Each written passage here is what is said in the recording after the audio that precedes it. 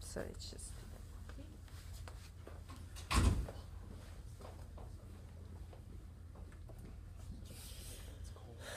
So if you had to represent the marginal benefit and the marginal cost curve on a graph, if we put the number of Borg cubes on the horizontal axis here, 1 until 6, and then on the vertical axis we have the benefit and the cost, okay?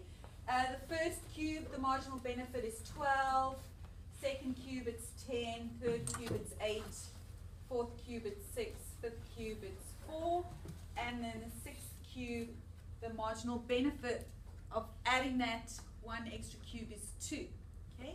So we've got a downward sloping marginal benefit curve. It's showing the law of decreasing marginal utility. Each additional cube is adding a little less benefit.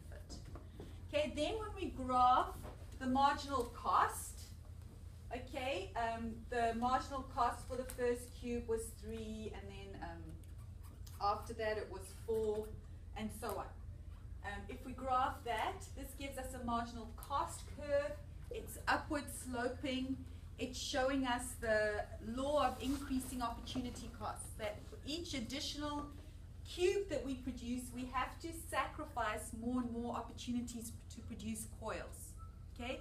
Every additional cube that we're producing, the first cube we sacrificed 3 coils. That's the marginal cost, the opportunity cost in coils. Second cube we sacrificed 4 coils, and so on. So it's an upward sloping curve. Okay, that's showing us the marginal cost. So the point of at which it makes sense for us to produce is up until the 4th cube, where these 2 lines intersect. Okay, all points before that, our marginal benefit is exceeding our marginal cost. Our marginal benefit curve is above our marginal cost curve, up until that point over there. Okay, past that point, marginal cost is greater than marginal benefit. So what is the point of this? How does it help us understand at what point to produce on the production possibilities frontier? If I had to construct a production possibilities frontier curve from this data, I need to first of all, like here I can see the number of Borg cubes, the minimum would be 0 and the maximum would be 6.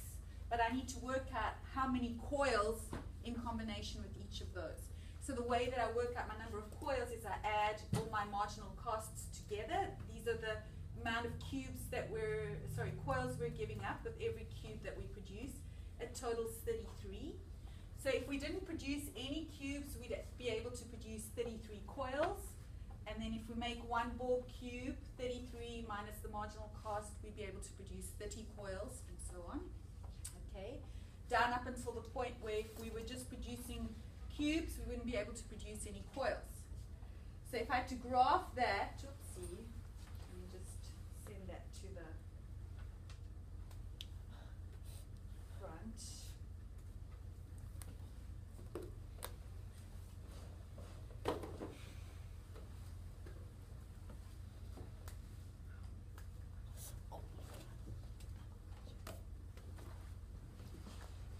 Okay, so if I had to graph that, I'd have a production possibilities curve for the Borg, where we've got coils on our vertical axis and the cubes down here.